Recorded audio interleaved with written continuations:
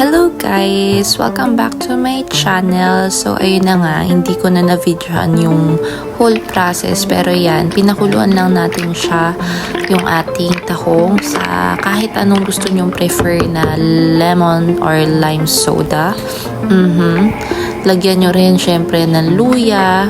And then yan, tatanggalan din natin siya ng shell para sa ating gagawin na cheesy garlic buttered na tahong. Yes, yun ang ating gagawin. So, ito binili ko to sa Bulungan. Isang lata yan, guys. Okay, so yan. Papakuluan lang natin siya hanggang sa bumuka na siya at ma-separate na natin. Okay. So, gigisahin natin to sa butter, ang ating bawang at ang ating white onion. So, bago natin hulog yung white onion, kailangan mag-brown-brown muna yung ating garlic. So, ganyan na nga yung magiging itsura.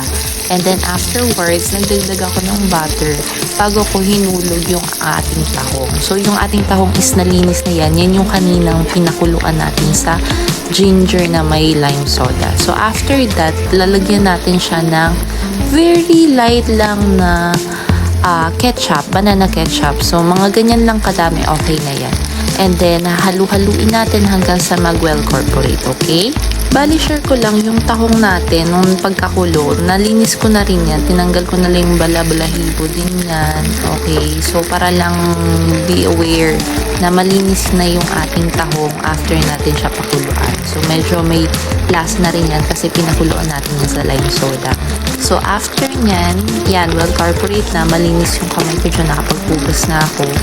Ilalagay na natin ang ating cheese. So, kahit anong brand is pwede. So, depende sa inyo kung anong gusto nyong brand at kung gaano kadami yung ilalagay nyo. Kasi sa akin, the more na maraming cheese, yan na rin yung nagpapalasa. And, di na ako nagdagdag ng ibang pampalasa. Yan na yun.